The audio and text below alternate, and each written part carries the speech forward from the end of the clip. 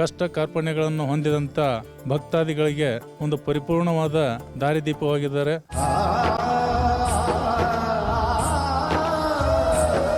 बोलो राम भक्त हनुमान की, बोलो राम भक्त हनुमान की, बोलो राम भक्त हनुमान की.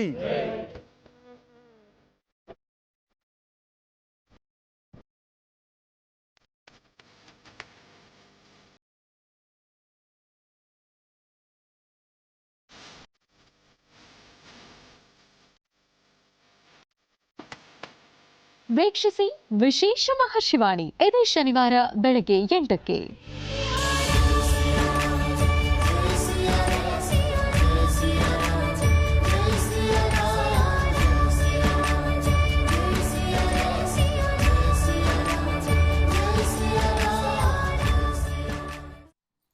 ನಮಸ್ಕಾರ. ಜಿ ಕನ್ನಡ ವಾಹಿನಿಯ ಸಮಸ್ತ ವೀಕ್ಷಕರಿಗೂ ನಿಮ್ಮೆಲ್ಲರ ಅಚ್ಚುಮೆಚ್ಚಿನ ಮಹರ್ಷಿವಾಣಿ ನೇರ ಪ್ರಸಾರ ಕಾರ್ಯಕ್ರಮಕ್ಕೆ ಆತ್ಮೀಯವಾದಂತಹ ಸುಸ್ವಾಗತ. Special partners Amrutabindu. ಹೊಟ್ಟೆ ನೋವು, ಹೊಟ್ಟೆ ಹುಣ್ಣು, ಎದೆಯುರಿ, ಆಸಿಡಿಟಿ, ಗ್ಯಾಸ್ಟ್ರಿಕ್, ಅಜೀರ್ಣ ಇಂತಹ ಹೊಟ್ಟೆಗೆ ಸಂಬಂಧಪಟ್ಟಂತಹ ಎಲ್ಲ ಸಮಸ್ಯೆಗಳಿಗೂ ರಾಮಬಾಣದಂತೆ ಕೆಲಸ ಮಾಡುತ್ತೆ ಅಮೃತಬಿಂದು. ಅಷ್ಟೇ ಅಲ್ಲದೆ ಇತ್ತೀಚೆಗಷ್ಟೇ ಲೋಕಾರ್ಪಣೆಯಾಗಿರುವಂತಹ ಡಾಕ್ಟರ್ ಮಹರ್ಷಿ ಆನಂದ ಗುರೂಜಿಯವರ ಬ್ರಹ್ಮರ್ಷಿ ಆನಂದ ಸಿದ್ಧಿಪೀಠಂ ಸಂಸ್ಥಾನ ಹಾಗೂ ಅಮೃತಬಿಂದು ಅವರ ಡಯಾಬಿಟಿಕ್ ರಿಸರ್ಚ್ ಅಭಿವೃದ್ಧಿಪಡಿಸಿದೆ ಸಕ್ಕರೆ ಕಾಯಿಲೆಯ ನಿಯಂತ್ರಣಕ್ಕಾಗಿ ಇದೆ ಮಧುಮೇಹ ನಿವಾರಣಾ ಚೂರ್ಣ. ನಿಮ್ಮ ಸಮೀಪದ ಎಲ್ಲ ಮೆಡಿಕಲ್ ಸ್ಟೋರ್ಗಳಲ್ಲೂ ಕೂಡ ಲಭ್ಯ ಇದೆ, ಖಂಡಿತವಾಗಿಯೂ ಕೊಂಡ್ಕೊಳ್ಳಿ. AB ಪ್ರಾಪರ್ಟೀಸ್ ವೀಕ್ಷಕರೇ, AB ಪ್ರಾಪರ್ಟೀಸ್ ವತಿಯಿಂದ ಈಗ ನೀಡಲಾಗ್ತಿದೆ 20-30 ನಿವೇಶನ ಕೇವಲ 3.5 ಲಕ್ಷ ರೂಪಾಯಿಗಳಿಗೆ ಮಾತ್ರ. ಸ್ಪಾಟ್ ಬುಕಿಂಗ್ ಇದೆ, ನೋಂದಣಿ ಕೂಡ ಉಚಿತ. ಖಂಡಿತವಾಗಿಯೂ ಸಂಪರ್ಕಿಸಿ AB properties. Sudarshan family stores, Chikkapete, Bengaluru. ಇದೀಗ ಇದೇ ತಿಂಗಳಿನಲ್ಲಿ ಸುದರ್ಶನ್ ಫ್ಯಾಮಿಲಿ ಸ್ಟೋರ್ಸ್ನ ಹೊಸ ಮಳಿಗೆಯೊಂದು ಪ್ರಾರಂಭವಾಗ್ತಿದೆ ನಿಮ್ಮ ಮೈಸೂರಿನಲ್ಲಿ. ನಜರಾಬಾದ್ ಮೊಹಲ್ಲಾ ಸಿದ್ಧಾರ್ಥ್ ಹೋಟೆಲ್ ಬಳಿ ಮೈಸೂರು. ಖಂಡಿತವಾಗಿ ಒಮ್ಮೆ ಕುಟುಂಬ ಸಮೇತ ಭೇಟಿ ಕೊಡಿ ಸುದರ್ಶನ್ ಫ್ಯಾಮಿಲಿ ಸ್ಟೋರ್ಸ್ ಮತ್ತು ಅಕ್ಷಯ ಗೋಲ್ಡ್ ಕಂಪನಿ. ವೀಕ್ಷಕರೇ, ನೀವು ಕಷ್ಟದಲ್ಲಿದ್ದಾಗ ಅಡವಿಟ್ಟಂತಹ ನಿಮ್ಮ ಚಿನ್ನವನ್ನು ಬಿಡಿಸಬೇಕಾ? ನಿಮ್ಮ ಚಿನ್ನವನ್ನು ಇಂದಿನ ಮಾರುಕಟ್ಟೆ ಬೆಲೆಗೆ ಮಾರಾಟ ಮಾಡಬೇಕಾ? ನಿಮ್ಮ ಚಿನ್ನವನ್ನು ಮಾರುಕಟ್ಟೆಗಿಂತ ಅಧಿಕ ಬೆಲೆಗೆ ಮಾರಾಟ ಮಾಡಬೇಕು ಅಂದರೆ ಖಂಡಿತವಾಗಿಯೂ ಭೇಟಿ ಕೊಡಿ ಅಕ್ಷಯ ಗೋಲ್ಡ್ ಕಂಪನಿ. ಈಗ ಕರ್ನಾಟಕದ ಎಲ್ಲ ಜಿಲ್ಲೆಗಳಲ್ಲೂ ಕೂಡ ಶಾಖೆಗಳಿವೆ, ಸಂಪರ್ಕ ಮಾಡಬಹುದು ಅಕ್ಷಯ ಗೋಲ್ಡ್ ಕಂಪನಿ. ಹಾಗೂ divine partner Deepam lamp oil, ದೀಪದ ಎಣ್ಣೆ ಈಗ ಪಾರಿಜಾತ ಸುವಾಸನೆಯೊಂದಿಗೆ. ವೀಕ್ಷಕರೇ, ಗುರುವಾರ, ಗುರುಗಳ ವಾರ, ಬಾಬಾರ ವಾರ. ಈ ದಿನದ ವಿಶೇಷತೆ ಏನು, ವಿಶೇಷ ಅನುಷ್ಠಾನ ಯಾವುದು, ವನಸ್ಸುಗಳ ಮಹತ್ವ, ಆ ಮೂಲಕ ನಾವು ನಮ್ಮ ಆರೋಗ್ಯವನ್ನು ಹೇಗೆ ವೃದ್ಧಿಪಡಿಸ್ಕೊಳ್ಬಹುದು, ದ್ವಾದಶ ರಾಶಿಗಳು, 12 ರಾಶಿಗಳಲ್ಲಿ ಇರುವಂತಹ ಫಲಾಫಲಗಳೇನು, ದಿನ ಭವಿಷ್ಯ ಹೇಗಿದೆ ಅಂತೆಲ್ಲ ತಿಳ್ಕೊಳ್ಳೋಣ ಗುರುಜವರಿಂದ. ಜೊತೆಗೆ ನಿಮ್ಮ ಸ್ವರತರಂಗದ ಮೂಲಕ ಮತ್ತು ನಿಮ್ಮ ಸ್ಪಷ್ಟವಾದ ಕಣ್ಣಿನ ರೇಖೆಗಳ ಮೂಲಕ ನಿಮ್ಮ ಸಮಸ್ಯೆಗಳಿಗೆಲ್ಲ ಪರಿಹಾರ ಏನು ಅಂತ ಕೂಡ ಗುರುಜರು ತಿಳಿಸ್ಕೊಡ್ತಾರೆ. ಇದರೊಂದಿಗೆ ಇನ್ನು ಅನೇಕ ಮಹತ್ವಪೂರ್ಣ ಧಾರ್ಮಿಕ ವಿಚಾರಗಳನ್ನು ಪ್ರತಿ ದಿನದಂತೆ ಇವತ್ತು ಸಹ ಗುರುಜರನ್ನು ತಿಳ್ಕೊಳ್ಳೋಣ. ಆದರೆ ಈ ಎಲ್ಲ ವಿಚಾರಗಳನ್ನ ತಿಳ್ಕೊಳ್ಳೋಕ್ಕೂ ಮುನ್ನ ಇದೇ ಬರುವ ಸೋಮವಾರ ಅಂದರೆ ಏಪ್ರಿಲ್ 29ನೇ ತಾರೀಕು ಒಂದು ವಿಶೇಷ ಕಾರ್ಯಕ್ರಮವನ್ನು ನೆರವೇರಿಸಿಕೊಡ್ಲಿಕ್ಕೆ ಗುರುಜರು ಆಗಮಿಸ್ತಾ ಇದ್ದಾರೆ ಚಿಕ್ಕಬಳ್ಳಾಪುರ ಜಿಲ್ಲೆಗೆ. ಕಾರ್ಯಕ್ರಮ ಯಾವುದು ತಿಳಿಸ್ಕೊಡ್ತೀನಿ. ಸಮಸ್ತ ರೈತರ ಶ್ರೇಯಸ್ಸು, ಯಶಸ್ಸು, ಅಭ್ಯುದಯಕ್ಕಾಗಿ ಡಾಕ್ಟರ್ ಮಹರ್ಷಿ ಆನಂದ ಗುರೂಜಿಯವರ ದಿವ್ಯ ಸಾರಥ್ಯದಲ್ಲಿ ಲೋಕ ಕಲ್ಯಾಣಾರ್ಥವಾಗಿ ಬಹಳ ಅದ್ಧೂರಿಯಾಗಿ ನೆರವೇರಿಸಲಾಗ್ತಿದೆ ರುದ್ರ ಮಹಾಯಾಗ, ಪರ್ಜನ್ಯ ಜಪಾನುಷ್ಠಾನ ಮತ್ತು ಶಾಂತಿ ಹೋಮ. ಕಾರ್ಯಕ್ರಮ ಬೆಳಿಗ್ಗೆ ಸುಮಾರು 10 ಗಂಟೆ ಹೊತ್ತಿಗೆ ಪ್ರಾರಂಭ ಆಗುತ್ತೆ. 10 ಗಂಟೆಗೆ ಮೊದಲಿಗೆ ನಾಡಿನ ರೈತ ಬಾಂಧವರೊಂದಿಗೆ ಜನಜಾಗೃತ ಮೆರವಣಿಗೆ ಕಾರ್ಯಕ್ರಮ ಇರುತ್ತೆ. 10:30ಕ್ಕೆ ಯಾಗಶಾಲೆ ಪ್ರವೇಶ, ಪರ್ಜನ್ಯ ಶಾಂತಿ ಹೋಮ, ಅತಿರುದ್ರ ಹೋಮ, ಪ್ರಸನ್ನ ನಾರಾಯಣ ಹೋಮವನ್ನು ನೆರವೇರಿಸಲಾಗುತ್ತೆ. ಸರಿಯಾಗಿ 12:30 ಹೊತ್ತಿಗೆ ಶ್ರೀ ರುದ್ರ ನಾರಾಯಣ ಮಹಾಯಾಗದ ಪೂರ್ಣಾಹುತಿಯನ್ನು ಗುರುಜಿಯವರು ನೆರವೇರಿಸ್ತಾರೆ. ಮತ್ತು ಇಲ್ಲಿ ಗುರುಜಿಯವರಿಂದ ನೊಂದ ಅನ್ನದಾತನ ಭವಿಷ್ಯ ಭರವಸೆಯತ್ತ ಮೂಡಿಸುವಂತಹ ಮಹರ್ಷಿ ಸಾಂತ್ವನ ಕಾರ್ಯಕ್ರಮ ಕೂಡ ಇದೆ ಸುಮಾರು 1 ಗಂಟೆ ಹೊತ್ತಿಗೆ. ಎಲ್ಲ ಕಾರ್ಯಕ್ರಮಗಳನ್ನು ವರುಣನ ಕೃಪೆಗಾಗಿ, ಲೋಕ ಕಲ್ಯಾಣಾರ್ಥವಾಗಿ, ಸಮಸ್ತ ರೈತರ ಶ್ರೇಯೋಭಿವೃದ್ಧಿಗಾಗಿ ನೆರವೇರಿಸಲಾಗ್ತಿದೆ ಗುರುಜಿಯವರ ದಿವ್ಯ ಸಾರಥ್ಯದಲ್ಲಿ. ಈ ಕಾರ್ಯಕ್ರಮ ನಡೀತಾ ಇರುವಂತಹ ಸ್ಥಳ ಅರಿಕೆರೆ ಕೃಷ್ಣಾರೆಡ್ಡಿ ಫಾರಂ, ಕೊತ್ತಕೋಟೆ ಗ್ರಾಮ, ಸುಂಕಲಮ್ಮ ದೇವಾಲಯದ ಎದುರು, NH 44, ಕಸಬಾ, ಬಾಗೇಪಲ್ಲಿ, ಚಿಕ್ಕಬಳ್ಳಾಪುರ ಜಿಲ್ಲೆ. ಸ್ಥಳವನ್ನು ಮತ್ತೊಮ್ಮೆ ಹೇಳ್ತೀನಿ. ಅರಿಕೆರೆ ಕೃಷ್ಣಾರೆಡ್ಡಿ ಫಾರಂ, ಕೊತ್ತಕೋಟೆ ಗ್ರಾಮ, NH 44, ಸುಂಕಲಮ್ಮ ದೇವಾಲಯದ ಎದುರು, ಕಸಬಾ, ಬಾಗೇಪಲ್ಲಿ, ಚಿಕ್ಕಬಳ್ಳಾಪುರ ಜಿಲ್ಲೆ. ವರುಣನ ಕೃಪೆಗಾಗಿ ಲೋಕ ಕಲ್ಯಾಣಾರ್ಥವಾಗಿ ಸಮಸ್ತ ರೈತರ ಶ್ರೇಯೋಭಿವೃದ್ಧಿಗಾಗಿ ಚಿಕ್ಕಬಳ್ಳಾಪುರ ಜಿಲ್ಲೆಯಲ್ಲಿ ಲೋಕ ಕಲ್ಯಾಣಾರ್ಥವಾಗಿ ನಿರ್ವಹಿಸಲಾಗ್ತಾ ಇರುವಂತಹ ವಿಶೇಷ ರುದ್ರ ಮಹಾಯಾಗ ಪರ್ಜನ್ಯ ಜಪಾನುಷ್ಠಾನ ಶಾಂತಿ ಹೋಮದಲ್ಲಿ ಖಂಡಿತವಾಗಿಯೂ ಪಾಲ್ಗೊಳ್ಳಿ. ಹಾಗೆಯೇ ಗುರುಜರನ್ನ ಭೇಟಿ ಮಾಡಿ ಅವರಿಂದ ಆಶೀರ್ವಾದವನ್ನು ಕೂಡ ಪಡೆದುಕೊಳ್ಬಹುದು ಅಂತ ಹೇಳ್ತಾ ಬನ್ನಿ ಹಾಗಿದ್ರೆ ಈ ದಿನದ ಕಾರ್ಯಕ್ರಮವನ್ನು ಈಗ ಪ್ರಾರಂಭ ಮಾಡೋಣ. ಮೊದಲಿಗೆ ಗುರುಜರನ್ನ ಕಾರ್ಯಕ್ರಮಕ್ಕೆ ಸ್ವಾಗತಿಸೋಣ. ಶ್ರೀಯುತರು ಸಾಮುದ್ರಿಕ ಶಿರೋಮಣಿ ಸ್ವರ ಸರ್ವಜ್ಞ ದರ್ಪಣಾಂಜನ ಚಕ್ಷುರ್ಮತಿ ವಿದ್ಯಾನಿಪುಣ ಶ್ರೀ ವಿದ್ಯೋಪಾಸಕ ರತ್ನ ಅಥರ್ವಣ ಪರಿಹಾರ ಪ್ರವೀಣ ಮತ್ತು ವನಸಿರಿ ಆಯುರ್ವೇದ ರತ್ನರು ಆಗಿರುವಂಥ ನಮ್ಮೆಲ್ಲರ ಆತ್ಮೀಯರಾದ ಶ್ರೀ ಶ್ರೀ ಡಾಕ್ಟರ್ ಮಹರ್ಷಿ ಆನಂದ್ ಗುರುಜಿಯವರು. ಬನ್ನಿ ಹಾಗಿದ್ರೆ ಗುರುಜರನ ಕಾರ್ಯಕ್ರಮಕ್ಕೆ ಆತ್ಮೀಯವಾಗಿ ಬರ್ಮಾಡ್ಕೊಳ್ಳೋಣ. ಗುರುಜಿ ನಮಸ್ಕಾರ. ಕಾರ್ಯಕ್ರಮಕ್ಕೆ ಭಕ್ತಿಪೂರ್ವಕ ಸುಸ್ವಾಗತ. ನಮಸ್ತೆ ಅಮ್ಮ. ಓಂ ಗುರು ಬ್ರಹ್ಮ ಗುರು ವಿಷ್ಣು ಗುರುದೇವೋ ಮಹೇಶ್ವರ ಗುರು ಸಾಕ್ಷಾತ್ ಪರಬ್ರಹ್ಮ ತಸ್ಮೈ ಶ್ರೀ ಗುರುವೇ ನಮಃ. ಗುರುವೇ ಸರ್ವಲೋಕಾನಾಂ ವಿಷಜೇ ಭರೋಗಿಣಾಂ ನಿಧೇ ಸರ್ವವಿದ್ಯಾನಾಂ ಶ್ರೀಂ ದಕ್ಷಿಣಾಮೂರ್ತಯೇ ನಮೋ ನಮಃ. ಪೂಜ್ಯಾಯ ರಾಘವೇಂದ್ರಾಯ ಸತ್ಯಧರ್ಮಋತಾಯ ಚಾಂ ಭಜತಾಂ ಕಲ್ಪವೃಕ್ಷಾಯ ನಮತಾಂ ಕಾಮಧೇನವೇ ಶ್ರೀಂ ಭಾರತೀಯರಮಣಮುಖ್ಯ ಪ್ರಾಣಾಂತರ್ಗತ ಇಷ್ಟದೇವತಾ ಕುಲದೇವತಾತ್ಮಿಕ ಶ್ರೀ ಗುರು ಸಾರ್ವಭೌಮದೇವತಾಭ್ಯೋ ನಮಃ. बोलो भगवान श्री सद्गुरु साईनाथ महाराज की जय. ಜಗದ್ಗುರು ಆದಿಶಂಕರಾಚಾರ್ಯ ಮಹಾರಾಜ್ ಕಿ ಜೈ. ಭಗವಂತನ ಪ್ರಾರ್ಥನೆ ಮಾಡ್ತಾ ಗುರುವಿನ ಅನುಗ್ರಹವನ್ನು ಪಡೆದು ಗುರುವಾರ ಬಂತು ಅಂದರೆ ಪ್ರತಿಯೊಬ್ಬರು ಸಹಿತ ತಮ್ಮ ತಮ್ಮ ಇಷ್ಟಾರ್ಥ ಸಿದ್ಧಿಗಾಗಿ ಅಥವಾ ತಮ್ಮಲ್ಲೊಂದು ಹೊಸ ಚೇತನವನ್ನು ಹೊಸದಾದಂತಹ ಒಂದಷ್ಟು ವಿಶೇಷತೆಗಳನ್ನು ಪ್ರತಿಯೊಬ್ಬರು ಸಹಿತ ಅರ್ಥಕೊಳ್ಳಬೇಕು. ಗುರುವಿನ ಪಾದಿಕೆಗಳನ್ನು ಮುಟ್ಟಿ ನಮಸ್ಕರಿಸಬೇಕು. ಗುರುವಿನ ಅನುಗ್ರಹವನ್ನು ಪಡೆಯಬೇಕು ಎಂಬತಕ್ಕಂಥದ್ದು ಪ್ರತಿಯೊಬ್ಬರಲ್ಲೂ ಇರತಕ್ಕಂಥ ಆಸೆ. ಪ್ರತಿಯೊಬ್ಬರು ಸಹಿತ ಅವರವರ ಧರ್ಮದ ಗುರುಗಳನ್ನು ಇಷ್ಟಪಡ್ತಾರೆ, ಧರ್ಮದ ಗುರುಗಳನ್ನು ಆರಾಧನೆ ಮಾಡ್ತಾರೆ. ಜೊತೆಗೆ ಜಗತ್ತಿಗೆ ಬೆಳಕನ್ನು ಕೊಡ್ತಕ್ಕಂಥವನು ಗುರು ಎಂಬತಕ್ಕಂಥ ಪದ ಬಹಳ ವಿಶೇಷವಾಗಿರ್ತಕ್ಕಂಥದ್ದು. ಗುರುಗಳನ್ನು ಎಲ್ಲರೂ ಸಹಿತ ಆಧರಿಸಲೇಬೇಕು, ಆರಾಧಿಸಲೇಬೇಕು. ಗುರು ಲೇನಿ ವಿದ್ಯೆ ಅದು ಗುಡ್ಡಿ ವಿದ್ಯೆ ಅಂತ ಹೇಳ್ತಾರೆ. ಅಂದರೆ ಗುರು ಇಲ್ಲದಂತಹ ರೀತಿಯಲ್ಲಿ ಕಲ್ತಿರ್ತಕ್ಕಂಥ ವಿದ್ಯೆಗಳಿಗೆ ಬೆಲೆಯೇ ಇಲ್ಲ. ಯಾಕೆ ಅನ್ನೋದಕ್ಕೆ ಹಿಂದಿಲ್ಲ ಮುಂದಿಲ್ಲ. ಆದರೆ ಗುರುವಿನ ಅನುಗ್ರಹ ಒಂದಿತ್ತು ಅಂದರೆ ಜಗತ್ತೆಲ್ಲ ಗೆಲ್ಲಬಹುದು. ಜೊತೆಗೆ ಜಗತ್ತಿನಲ್ಲಿ ಅದಕ್ಕೆ ಆದಂತಹ ಒಂದು ಸ್ಥಾನಮಾನವಿದೆ. ಬಾಲ್ಯದಿಂದ ಗುರುಕುಲದಲ್ಲಿ ಬೆಳೆದು ಬಂದಂತಹ ವಿದ್ಯಾರ್ಥಿಗಳನ್ನು ನೋಡಿ, ಅವ್ರನ್ನ ಎಲ್ಲಿಂದ ಎಲ್ಲಿ ನೀವು ಮಾತಾಡಿದ್ರು ಸಹಿತ ಯಾವುದೇ ಒಂದು ಅಧ್ಯಾಯದಲ್ಲಿರ್ತಕ್ಕಂಥ ಮಂತ್ರ, ಶ್ಲೋಕ ಅಥವಾ ಅರ್ಥ ಅಥವಾ ಅದಕ್ಕೆ ಸಂಬಂಧಪಟ್ಟಂಥ ಒಂದು ಪೇಜಲ್ಲಿರ್ತಕ್ಕಂಥ ಯಾವುದೇ ಚರಿತ್ರೆಗಳನ್ನಾದರೂ, ಯಾವುದೇ ಲೆಕ್ಕಾಚಾರಗಳನ್ನಾದರೂ, ಯಾವುದೇ ವಿಜ್ಞಾನಕ್ಕೆ ಸಂಬಂಧಪಟ್ಟ ವಿಚಾರಗಳಾದರೂ ಗುರುಮುಖೇನ ಬಂದಂತಹ ಪಾಠ ಪ್ರವಚನದಲ್ಲಿ ಹೆಚ್ಚು ಶಕ್ತಿ ಇದೆ. ಆದರೆ ಸ್ವಂತವಾಗಿ ಕಲಿತದ್ದಕ್ಕೂ ಶಕ್ತಿ ಇದೆ. ಆದರೆ ಸ್ವಂತವಾಗಿ ಕಲ್ತಿದ್ದೀವಿ ಅಂತ ಹೇಳಿಕೊಂಡ್ರೆ ಅದು ಮೂರ್ಖತನ. ಅಲ್ಲೂ ಸಹಿತ ಸ್ವಂತವಾಗಿ ಕಲೀಲಿಕ್ಕಾಗಲ್ಲ. ಅಲ್ಲೂ ಸಹಿತ ಒಂದು ಅಗೋಚರವಾಗಿರೋ ಶಕ್ತಿ ಅದೇ ಗುರುವಾಗಿ ನಿಮಗೆ ದಾರಿ ತೋರಿಸಿರುತ್ತೆ.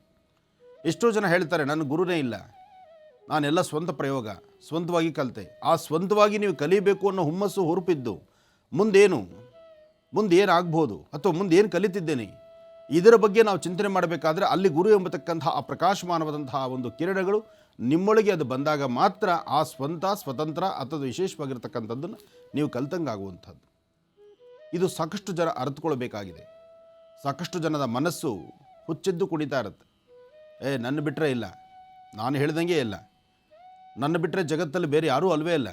ಈ ಪ್ರಕಾರವಾದಂಥ ಹುಚ್ಚು ಮನಸ್ಸು ಸಾಕಷ್ಟು ಹುಚ್ಚೆದ್ದು ಕುಣಿಸ್ತಾ ಇರುತ್ತೆ. ಆದರೆ ಒಂದಂತೂ ಸತ್ಯ, ಜಗತ್ತಿಗೆ ಬೆಳಕನ್ನು ಕೊಡ್ತಕ್ಕಂಥ ಸೂರ್ಯ ಯಾವತ್ತಿಗೂ ನನ್ನಿಂದ ಅಂತ ಹೇಳೇ ಇಲ್ಲ.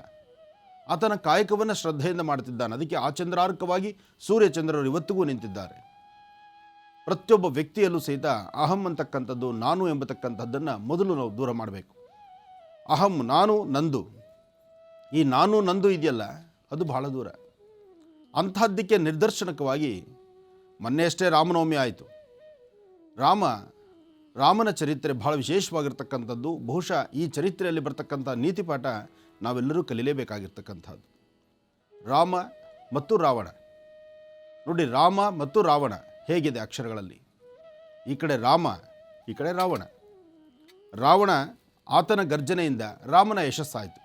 ರಾಮನಿಗೊಂದು ಕೀರ್ತಿ ಬಂತು. ರಾಮನ ಹೆಸರು ಪ್ರಚಲಿತವಾಯಿತು. ರಾಮನಿಗೆ ಮತ್ತಷ್ಟು ಸ್ಥೈರ್ಯ, ಧೈರ್ಯ ಭಗವಂತ ಎಷ್ಟೇ ಆದರೂ ಸಹಿತ ಆತನ ಒಂದು ವಿಷ್ಣುವಿನ ಅವತಾರವೇ ಆದ್ದರಿಂದ ಎಲ್ಲವೂ ಸುಭಿಕ್ಷವಾಯಿತು. ಆದರೆ ರಾಮಭಕ್ತ ಹನುಮ ಅಂಜಲಿಬದ್ಧನಾಗಿ ನಿಂತು ಎಲ್ಲವನ್ನೂ ಸಹಿತ ಕಾಯಕದಲ್ಲೇ ನಡೆಸ್ಕೊಂಡು ಹೋದ. ಒಬ್ಬ ರಾಕ್ಷಸನ ಎದುರುಗ ನಿಂತಾಗಲೂ ಸರಿಯೇ, ಒಬ್ಬ ದೈವಪುರುಷನ ಎದುರುಗಡೆ ನಿಂತಾಗಲೂ ಸರಿಯೇ. ಆದರೆ ಅಂಜಲಿಬದ್ಧನಾಗಿ ನಿಂತು ಮಾತಾಡುವ ಕ್ರಮವನ್ನು ನೋಡಿ ಕಲಿಬೋದಾದರೆ ಅದು ಹನುಮನಿಂದ ಮಾತ್ರವೇ ಸಾಧ್ಯ. ಯಾವ ವ್ಯಕ್ತಿಗಳ ಮುಂದೆ ಆದರೂ ಸಹಿತ ಒಬ್ಬ ಕೆಟ್ಟವನಿರಲಿ ಒಳ್ಳೆಯವನಿರಲಿ ಯಾರ ಹತ್ರ ಆದರೂ ನಿಂತು ಮಾತಾಡಬೇಕಾದ್ರೆ ಮಾತಾಡುವಂತಹ ಕಾಲ, ಆ ಸೌಜನ್ಯತನ ಇದೆಯಲ್ಲ, ಎಂತಹ ರಾಕ್ಷಸತ್ವ ಇರತಕ್ಕಂತಹ ವ್ಯಕ್ತಿಯಾದರೂ ಆತನ ಎದುರು ನಿಂತು ಮಾತಾಡುವಾಗ ಆ ಮಾತಾಡುವ ಒಂದು ಶೈಲಿಯಲ್ಲಿ ಆತರೊಳಗಿರ್ತಕ್ಕಂತಹ ಕ್ರೋಧ, ಆತ ನಮಗೆ ಕೊಡಬೇಕಾಗಿರ್ತಕ್ಕಂಥ ತೊಂದರೆ ಅಥವಾ ಏನೋ ಒಂದು ಭಾಳಷ್ಟು ಕೆಟ್ಟ ಸನ್ನಿವೇಶ ಅದೆಲ್ಲವೂ ಸಹಿತ ಮಂಜಿನಗಡ್ಡೆ ಥರ ಕರಗುತ್ತೆ. ಇದನ್ನು ಪರೀಕ್ಷೆ ಮಾಡಿ ನೋಡಿ. ಇದರ ಇನ್ನಷ್ಟು ವಿಚಾರಗಳಿದೆ, ಕೂತ್ಕೊಳ್ಳಿ, ನಾನು ತಿಳಿಸ್ತೀನಿ. ಗುರುಜಿ, ಆಗಲೇ ರಾಮಭಕ್ತ ಹನುಮಂತನ ಸ್ವಾಮಿ ನಿಷ್ಠೆ ಕುರಿತಾಗಿ ಹೇಳ್ತಿದ್ರಿ. ಖಂಡಿತಮ್ಮ. ರಾಮಭಕ್ತ ಹನುಮ, ಆತನ್ನು ನಾವು ಎಷ್ಟು ಕೊಂಡಾಡೋದು ಸಹಿತ ಅದು ಕಡಿಮೆನೆ. ರಾಮಭಕ್ತ ಹನುಮ ಯಾರ ಹತ್ರ ಮಾತಾಡಬೇಕಾದ್ರೂ ಯಾವಾಗ ಆದರೂ ಸಹಿತ ಆತನ ನಿಲುವೇ ಅಂಜಲಿಬದ್ಧನಾಗಿದ್ದ. ಹಾಗೆ ಒಂದು ಸನ್ನಿವೇಶ, ಆ ಸನ್ನಿವೇಶ ಹೇಗಿತ್ತು ಅದು ಪ್ರತಿಯೊಬ್ಬರು ತಿಳ್ಕೊಳ್ಳೇಬೇಕು. ಇಲ್ಲಿ ವಿಚಾರಗಳನ್ನು ಬಹಳ ಅರ್ಥಪೂರ್ಣವಾಗಿ ತಿಳ್ಕೊಳ್ಳುವಂಥದ್ದಿದೆ. ದಶರಥನಂದನ ಶ್ರೀರಾಮಚಂದ್ರ ಸೀತೆಗಾಗಿ ಹುಡುಕಾಟವನ್ನು ನಡೆಸಿ ಸೀತೆ ಎಲ್ಲಿದ್ದಾಳೆ ಅಂತಕ್ಕಂಥದ್ದನ್ನು ಪೂರ್ಣವಾಗಿ ತಿಳ್ಕೊಂಡು ರಾಮಭಕ್ತ ಹನುಮ ಅಶೋಕವನದಲ್ಲಿರ್ತಕ್ಕಂಥ ಸೀತೆಯನ್ನು ನೋಡಿ ಸೀತೆ ಕೊಟ್ಟಂತಹ ಆ ಮುದ್ರಿಕಾ ಒಂದು ಉಂಗುರವನ್ನು ಮತ್ತು ವಿಶೇಷವಾಗಿರ್ತಕ್ಕಂಥ ಚೂಡಾಮಣಿಯನ್ನು ತಂದು ರಾಮದೇವರು ಕೊಟ್ಟಾದ ನಂತರ ರಾಮ ಯೋಚನೆ ಮಾಡಿದ, ಇನ್ನು ಶೀಘ್ರವಾಗಿ ನಾವು ಇನ್ನು ರಾವಣಾಸುರನ ಆಸ್ಥಾನದಲ್ಲಿರ್ತಕ್ಕಂಥ ಸೀತೆಯನ್ನು ತರಬೇಕಾಗಿದೆ, ಅದಕ್ಕಾಗಿ ಯುದ್ಧವನ್ನು ಘೋಷಣೆ ಮಾಡಬೇಕಾಗಿದೆ ಎಂದು. ಯುದ್ಧವನ್ನು ಘೋಷಣೆ ಮಾಡಬೇಕು, ಆದರೆ ಅದಕ್ಕೊಂದು ಮುಹೂರ್ತ ಬೇಕು. ಆ ಮುಹೂರ್ತಕ್ಕೋಸ್ಕರ ಯಾರನ್ನ ಕೇಳಬೇಕು? ಮುಹೂರ್ತವನ್ನು ಕೇಳುವಂತಹ ರೀತಿ ನೋಡಿ, ಅಂದಿನಿಂದ ಇಂದಿನವರೆಗೂ ಎಷ್ಟು ವಿಶೇಷತೆಗಳಿದೆ, ವಿಚಾರಗಳಿದೆ ಎಂಬತಕ್ಕದ್ದನ್ನು ಅರ್ಥ ಮಾಡ್ಕೋಬೇಕಾಗಿದೆ. ಮುಹೂರ್ತವನ್ನು ನಿರ್ಣಯ ಮಾಡ್ತಕ್ಕಂಥವನು ಯಾರು? ಬ್ರಹ್ಮನ ವರ್ಚಸ್ಸಿನಿಂದ ಬಂದಂಥವನು ಬ್ರಾಹ್ಮಣ. ಆ ಬ್ರಾಹ್ಮಣನ್ನೇ ಈ ಮುಹೂರ್ತವನ್ನು ನಿರ್ಣಯಿಸೋದಕ್ಕೆ ವ್ಯವಸ್ಥೆ ಕೇಳಬೇಕು. ಆದರೆ ಬ್ರಾಹ್ಮಣ ಅಂತಹ ಒಂದು ವೇದ, ನಿತ್ಯ ಅನುಷ್ಠಾನ, ನಿತ್ಯ ಜಪ ತಪ ಜೊತೆಗೆ ತನ್ನ ಕಾಯಕವನ್ನು ಶ್ರದ್ಧೆಯಿಂದ ಮಾಡ್ತಾ ಕಾಯಕಕ್ಕೆ ಲೋಪ ಬಾರದಂತೆ ಇರ್ತಕ್ಕಂಥ ವ್ಯಕ್ತಿ ಯಾರು ಅಂದರೆ ಅದು ರಾವಣಾಸುರ. ರಾವಣ ಜನ್ಮತಃ ಬ್ರಾಹ್ಮಣನಾಗಿ ತನ್ನಲ್ಲಿರ್ತಕ್ಕಂಥ ವಿದ್ವತ್ತು ವಿದ್ಯೆ ಅದರಿಂದ ಮತ್ತೆ ಜಪ ಅನುಷ್ಠಾನ ಮಾಡಿ ಒಂದು ಅಸುರನಾಗಿ ಆತ ಒಂದು ಸಂಸ್ಥಾನವನ್ನು ಕಟ್ಟಿ ಆ ರಾಜ್ಯವನ್ನು ಮೆರೆತಿದ್ದ. ಆದರೆ ಈ ವಿಚಾರವನ್ನು ಶ್ರೀರಾಮಚಂದ್ರ ತನ್ನ ಸದ್ಭಕ್ತನಾದಂಥ ಹನುಮನಿಗೆ ಮುಟ್ಟಿಸ್ದ. ಹನುಮನಿಗೆ ಹೇಳ್ದ, ಹನುಮ, ಇದಕ್ಕೆ ಮುಹೂರ್ತ ನೋಡಬೇಕಾಗಿದೆ. ಯುದ್ಧಕ್ಕೆ ನಿಲ್ಲಕ್ಕೂ ಮುನ್ನ, ನಾವು ಯುದ್ಧವನ್ನು ಮಾಡೋಕ್ಕೆ ಮುನ್ನ ಮುಹೂರ್ತವನ್ನು ನೋಡಿ ಆ ಶುಭ ಮುಹೂರ್ತದಲ್ಲಿ ನಾವು ಸಾಧನೆ ಮಾಡುವಂತಹ ಆ ಶುಭ ಮುಹೂರ್ತದ ಅನುಷ್ಠಾನ ಇದೆಯಲ್ಲ, ಅದನ್ನು ಕ್ರಮಬದ್ಧವಾಗಿ ಮಾಡಿದ್ರೆ ನಾವು ಜಯಶೀಲರಾಗ್ತೀವಿ. ನಮಗೆ ಜಯ ಸಿಗಬೇಕಾದರೆ ಮುಹೂರ್ತ ಬಹಳ ಮುಖ್ಯ. ಆದರೆ ಮುಹೂರ್ತ ನಿರ್ಣಯ ಮಾಡತಕ್ಕಂಥ ಶಕ್ತಿ ಒಬ್ಬ ಬ್ರಾಹ್ಮಣನಿಗಿದೆ. ಆ ಬ್ರಾಹ್ಮಣನಲ್ಲಿ ಮಾತ್ರವೇ ಈ ಮುಹೂರ್ತ ನಿರ್ಣಯ ಮಾಡಿಸ್ತಕ್ಕಂಥದ್ದಾಗತ್ತೆ. ನಾನು ಸಹಿತ ನಿಗದಿಪಡಿಸಿದಂಥ ಸಮಯಕ್ಕಿಂತ ಬ್ರಾಹ್ಮಣನ ನಿಗದಿಪಡಿಸುವಂಥ ಮುಹೂರ್ತಕ್ಕೆ ಬಲ ಜಾಸ್ತಿ ಇದೆ ಅಂತ ಹೇಳ್ತಾನೆ. ಆಗ ಆ ಮಹಾಬ್ರಾಹ್ಮಣ ಅಂದರೆ ವಿಶೇಷವಾದಂಥ ಜ್ಞಾನವುಳ್ಳಂಥ ಬ್ರಾಹ್ಮಣ ಯಾರು?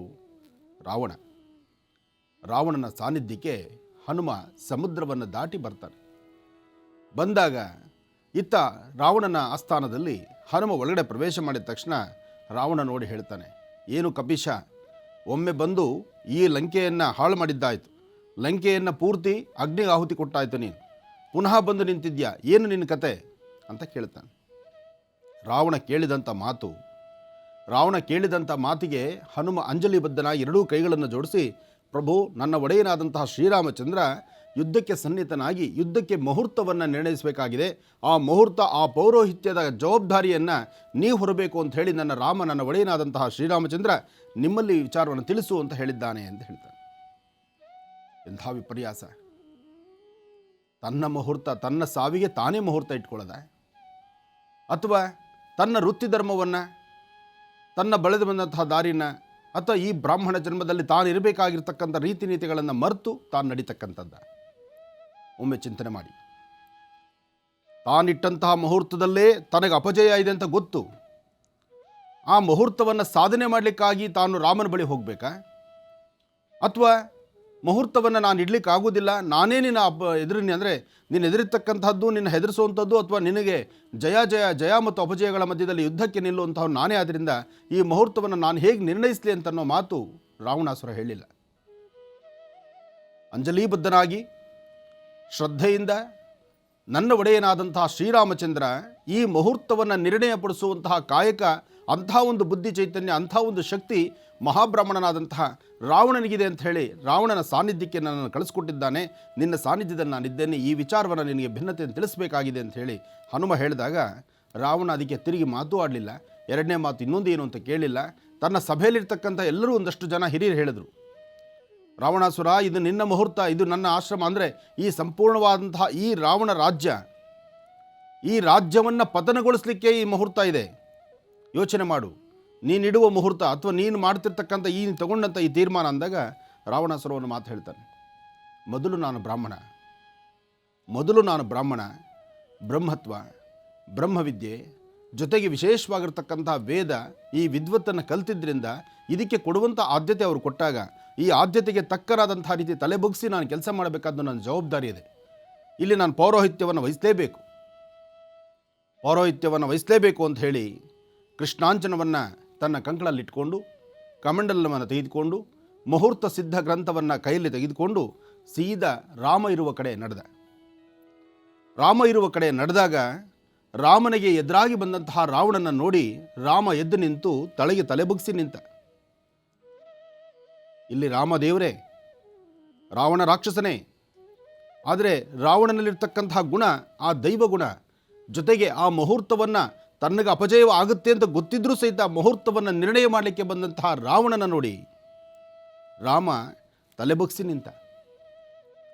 ಅಲ್ಲಿಗೆ ರಾಮನಲ್ಲಿರ್ತಕ್ಕಂತಹ ಗುಣವನ್ನು ನಾವು ಅರ್ಥ ಮಾಡ್ಕೋಬೇಕು, ರಾವಣನಲ್ಲಿರ್ತಕ್ಕಂಥ ಗುಣವನ್ನು ನಾವು ಅರ್ಥ ಮಾಡ್ಕೋಬೇಕು. ಕಾರಣ ಏನು, ಯಾತಕ್ಕಾಗಿ ಬಂದಿದ್ದೀವಿ ಅಂತಕ್ಕಂಥ ಆ ಯುದ್ಧದ ಸನ್ನಿವೇಶಗಳು ಹೇಗಿತ್ತು ಅದನ್ನು ಚಿಂತನೆ ಮಾಡ್ತಾ ಶ್ರೀರಾಮಚಂದ್ರ ತಾನು ಕೂತಂಥ ಆಸನದಿಂದ ಎದುರುಗಡೆ ಬಂದಂತಹ ರಾವಣನ ನೋಡಿ ತಲೆ ಬಗ್ಗಿಸಿ ನಿಂತು ತಲೆಗೆ ಕೂತು ನಮಸ್ಕರಿಸಿದ. ಚಿರಂಜೀವಿ, ಆಯುಷ್ಮಾನ್ ಹಾಗೂ ಜೈಶಲ್ರಾಗ್ತೀರಾ ಅಂತ ಅಲ್ಲೇ ರಾವಣ ಆಶೀರ್ವದಿಸ್ಬಿಟ್ಟ. ರಾವಣನ ಆಶೀರ್ವಾದ ಹೇಗಿತ್ತು, ಯುದ್ಧದಲ್ಲಿ ಜಯವಾಗ್ತೀಯ, ಆಯುಷ್ಮಾನ್ ಭವ, ನಿನಗೆ ಆಯುಷ್ ಜಾಸ್ತಿ ಇದೆ, ಜೊತೆಗೆ ನಿನ್ನ ಮನಸ್ಸಲ್ಲಿರುವ ಸಂಕಲ್ಪ ಪರಿಪೂರ್ಣವಾಗಿ ಸಿದ್ಧಿ ಆಗಲಿ ಅಂತ ಹೇಳಿ ಆಶೀರ್ವದಿಸ್ದ. ಅದಾದ ನಂತರ ಮುಹೂರ್ತ ಕೂತ್ಕೊಂಡ್ರು, ಯಜ್ಞೇಶ್ವರನ ಆವಾಹನೆ ಮಾಡಿದ್ರು. ಮಹಾಯಜ್ಞವನ್ನು ವಿಶೇಷವಾದಂಥ ರೀತಿ ಆ ಸಮುದ್ರ ದಡದಲ್ಲೇ, ಯಾವೊಂದು ಸಮುದ್ರವನ್ನು ದಾಟಿ ನಿನ್ನ ಈ ಒಂದು ಆಸ್ಥಾನಕ್ಕೆ ಬಂದು ಯುದ್ಧವನ್ನು ಮಾಡಬೇಕಾಗಿದೆಯೋ ಆ ಸಮುದ್ರ ದಡದಲ್ಲಿ ಅಲ್ಲೇ ಕೂತು ಮಹಾಯಜ್ಞವನ್ನು ಆಚರಣೆ ಮಾಡಿ ಯಜ್ಞದ ಪರಿಪೂರ್ಣತೆ ಆದ ನಂತರ ಮುಹೂರ್ತವನ್ನು ನಿರ್ಣಯ ಮಾಡಿದ್ರು. ಇಷ್ಟು ಗಳಿಗೆ ವಿಗಳಿಗೆಗಳ ಒಳಗಾಗಿ ಈ ಮುಹೂರ್ತವನ್ನು, ನೀನು ಯುದ್ಧವನ್ನು ಘೋಷಣೆ ಮಾಡಬೇಕು ರಾಮ.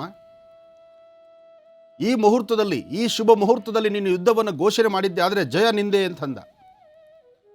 ಈ ಒಂದು ಶುಭ ಮುಹೂರ್ತದಲ್ಲಿ ನೀನು ಯುದ್ಧವನ್ನು ಘೋಷಣೆ ಮಾಡಿದ್ದೇ ಆದರೆ ಜಯ ಎಂಬತಕ್ಕಂಥದ್ದು ನಿನ್ನದು. ನೀನು ಯಾರ ಮೇಲೆ ನೀನು ಜಯಿಸಬೇಕು ಅಂತಿದೆಯೋ ಆ ಜಯವನ್ನು ಖಂಡಿತ ನೀನು ಸಿದ್ಧಿಪಡಿಸ್ಕೊಳ್ತೀಯಾ.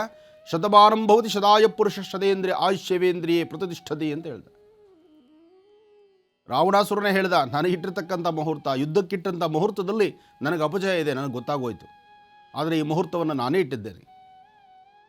ಆದರೆ ತನ್ನ ವೃತ್ತಿ ಧರ್ಮಕ್ಕಾಗಲಿ, ತನ್ನ ಮನಸ್ಸಿನ ಧರ್ಮಕ್ಕಾಗಲಿ, ತನ್ನ ಬ್ರಾಹ್ಮಣತ್ವಕ್ಕಾಗಲಿ ಲೋಪ ಬಾರದಂತೆ ನಡ್ಕೊಂಡ.